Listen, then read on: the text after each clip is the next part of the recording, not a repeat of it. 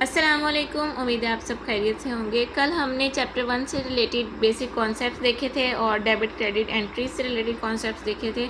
आज हम कुछ प्रैक्टिकल क्वेश्चंस को देखेंगे। तो चलिए स्टार्ट करते हैं क्वेश्चन नंबर 1 से। Sohail limited was registered with N authorised capital of 40 lakh divided into 4 lakh ordinary shares of ₹10 each. मतलब 40 लाख ऑथराइज कैपिटल है जिसको उसने 4 लाख ऑर्डिनरी शेयर्स में डिवाइड किया है और उसकी फेस वैल्यू या फिर नॉमिनल वैल्यू 10 है। कंपनी ने 2 लाख ऑर्डिनरी शेयर इशू किए हैं जनरल पब्लिक को। 4 लाख ऑर्डिनरी शेयर में से 2 लाख पब्लिक को शेयर किए हैं, इशू किए हैं, और पार वैल्यू मतलब नॉमिनल वैल्यू 10 पे, ₹10 पे। Subscription date was fixed as 15 July. Pass the entries in books of company. 2 scenarios उन्होंने हमें दिए हैं। Application for 2 lakh shares were receive an application for 2,30,000 shares were received. कि हमने 2 लाख शेयर इशू किए हैं। अगर तो 2 लाख हमें एप्लीकेशन रिसीव हुई हैं उसकी एंट्रीज़ क्या होंगी, और अगर हमें ज़्यादा एप्लीकेशन रिसीव हो गई हैं तो उसकी क्या एंट्री होगी। Shares were allotted on 31 July 2017। Also show how figures would appear in the balance sheet of company. तो चलिए इसका देखते हैं इसको कैसे सॉल्व करेंगे। हमने जो है जर्नल के फॉर्म में इसको एंट्रीज़ को पास करना है, ठीक है। और जैसे डेबिट क्रेडिट रूल्स कल मैंने आपको समझाया है कल वाले वीडियो में। अगर आपको नहीं आते तो पहले वो वीडियो देखें और उसके बाद ही क्वेश्चन देखिएगा। अच्छा, अब उसने कहा है कि हमने जो है एप्लीकेशन रिसीव हुई हैं 2 लाख एप्लीकेशन। अब हमने कल ये देखा था कि जब भी ये शेयर इशू करने का प्रोसेस ये होता है कि सबसे पहले हमें एप्लीकेशन रिसीव होती हैं, उसके बाद जो है हम उसको एक्सेप्ट या रिजेक्ट करते हैं। अब 15 जुलाई को हमारे पास एप्लीकेशन रिसीव हुई, 2 लाख एप्लीकेशन हुई, तो हमने जो है वो उसको 10 पार वैल्यू जो थी उसके साथ मल्टीप्लाई किया। अब जब भी बैंक के साथ ये कंपनी जब भी कोई भी किसी भी के साथ ट्रांजैक्शन करती है तो बैंक के थ्रू करती है, ठीक है। तो हमने बैंक अकाउंट को डेबिट किया क्योंकि हमारे पास एसेट इंक्रीज़ हुआ, हमारे पास पैसे आए तो वो हमारा एसेट है और इंक्रीज़ हुआ, बैंक अकाउंट डेबिट। और शेयर एप्लीकेशन जो है हमारे पास एक लायबिलिटी, अभी तक हमने उनको शेयर इशू नहीं किए हैं तो ये हमारे पास एक लायबिलिटी हो जाएगी और इसको हम क्रेडिट करेंगे। तो हमारे पास जो है वो 2 मिलियन जो है यहाँ पे हम अमाउंट डेबिट करेंगे और 2 मिलियन ही यहाँ मतलब 20 लाख या 2 मिलियन, तो वो हमने वैल्यू यहाँ पे डेबिट और क्रेडिट कर दी। इसकी नरेशन हम लिखेंगे share application receive from general public. जब हमें एप्लीकेशन रिसीव हुई तो हमने ये एंट्री पास की। नेक्स्ट, जब हमने शेयर एप्लीकेशन एक्सेप्ट करके उनको शेयर्स अलॉट किए तो उसकी एप्लीकेशन उसकी ट्रांजैक्शन की एंट्री ऐसे होगी। शेयर एप्लीकेशन क्योंकि हमारे पास एक लायबिलिटी थी उसको हम डेबिट कर देंगे, हमारे पास लायबिलिटी ख़त्म होगी तो ये डेबिट हो गया। और उसके बाद जैसे ही हम शेयर अलॉट करते हैं, हम क्योंकि पैसे जब बिज़नेस में इन्वेस्ट करें हमारा कैपिटल इंक्रीज़ हो रहा है तो ये कैपिटल शेयर कैपिटल जो है हमारे पास क्रेडिट हो जाएगा। और वही अमाउंट सेम 2 लाख जो है वो हम 10 से मल्टीप्लाई करेंगे तो हमारे पास 20 लाख या 2 मिलियन अमाउंट आ जाएगी, उसको हम डेबिट करेंगे शेयर एप्लीकेशन के केस में, और शेयर कैपिटल जो है हमारे पास क्रेडिट हो जाएगा। इसकी नरेशन हम लिखेंगे share allotted to general public.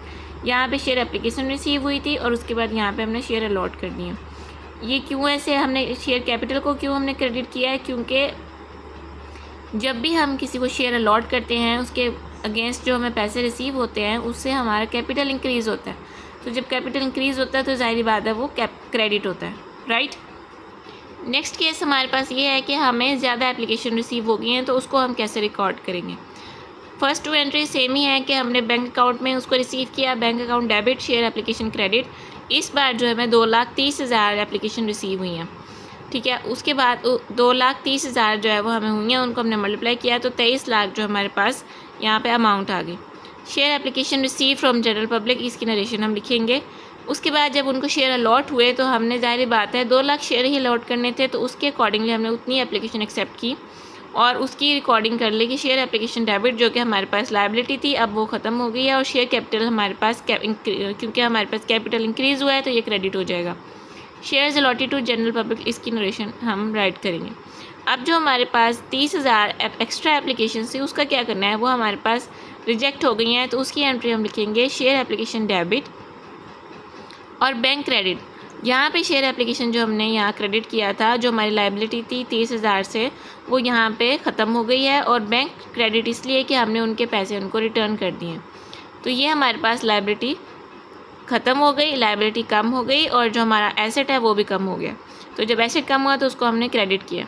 इसकी हमने नरेशन लिखी है share application refunded, right. Next हमारे पास उन्होंने कहा था बैलेंस शीट में इसको कैसे रिप्रेजेंट करेंगे। जो हम नॉर्मली बैलेंस शीट बनाते हैं पार्ट 1 में भी आपने देखा होगा, तो वहाँ पे हम सारी डिटेल्स लिखते हैं। यहाँ पे हमने ऐसे नहीं करना, हमने जो भी हमारे पास यहाँ पे सब्जेक्ट्स हैं हमने उनके अकॉर्डिंगली यहाँ पे बैलेंस शीट में उसको पुट कर देना है। सबसे पहले नेम लिखना है, company name, balance sheet as at जो भी डेट होगी वो, शेयर कैपिटल या एसेट्स, लायबिलिटी और एसेट किसी भी साइड पे आप लिख सकते हैं, इसमें कोई इशू नहीं है। अच्छा, हमारे पास यहाँ पे सबसे पहले बैंक बैलेंस था, हमने वो मेंशन किया है 2 लाख हमारे पास। इधर से हम देखते हैं कि देखें 2,30,000 जो है ये 23 लाख हमारे पास अमाउंट थी बैंक में, उसमें से हमारे पास 3 लाख जो है ये क्रेडिट होगी, मतलब ये हमारे पास से चली गई। बाकी हमारे पास ये 2 लाख ही बचते हैं, 20 लाख। 23 लाख अमाउंट थी, 3 लाख हमारे पास क्रेडिट हो गई, बाकी हमारे पास 20 लाख अमाउंट जो है वो बचती है बैंक में। तो हम बैंक को 20 लाख अमाउंट से जो है वो रिकॉर्ड करेंगे बैलेंस शीट में। जैसे हमने यहाँ पे क्रेडिट करंट एसेट्स की हेडिंग के नीचे बैंक बैलेंस मेंशन करके 20 लाख अमाउंट से इसको मेंशन किया। अब हमारे पास ऑथोराइज्ड कैपिटल क्वेश्चन में मेंशन था, इसको हमने ना ऐड ना लेस कुछ भी नहीं करना होता, बस यहाँ पे हमने लिख के उसके नीचे 2 लाइंस लगा देनी है कि हमने इसको ऐड या प्लस नहीं करना। हमारे पास 4 लाख थे, उसको हमने फेस वैल्यू से मल्टीप्लाई किया तो हमारे पास ये 40 लाख ऑथोराइज्ड कैपिटल आ गया। अब जो हमारे पास हमने कैपिटल है, हमारे पास शेयर कैपिटल है, उसको यहाँ पे हमने issued, subscribe and paid up capital के नेम से मेंशन करना है, क्योंकि ये हमने शेयर्स के इशू में हमारे पास इंक्रीज़ हुआ है तो वो हमने यहाँ पे मेंशन करना है। अब ये इसकी कैसी वैल्यू है ये भी देख लेते हैं। चूँकि हमने सिर्फ 20 लाख ही जो है वो एप्लीकेशन जो उसके 2 लाख एप्लीकेशन एक्सेप्ट किए हैं, तो उसके अकॉर्डिंगली हमारे पास 20 लाख अमाउंट है ये शेयर कैपिटल में, बाकी तो हमने रिजेक्ट कर दिए हैं, तो इसलिए शेयर कैपिटल में भी हम 20 लाख अमाउंट ही मेंशन करेंगे। ये हमारी बैलेंस शीट जो है बैलेंस हो गई है दोनों में, और इसमें हमने बैंक बैलेंस भी मेंशन कर दिया और issue, subscribe and paid up capital भी मेंशन कर दिया। अगर क्वेश्चन की समझ ना आई हो, कोई भी कन्फ्यूजन हो तो आप कमेंट बॉक्स में पूछिएगा। आज के लिए हम यही क्वेश्चन करेंगे इंशाल्लाह, और कल जो है वो नेक्स्ट क्वेश्चन देखेंगे। अल्लाह हाफिज़।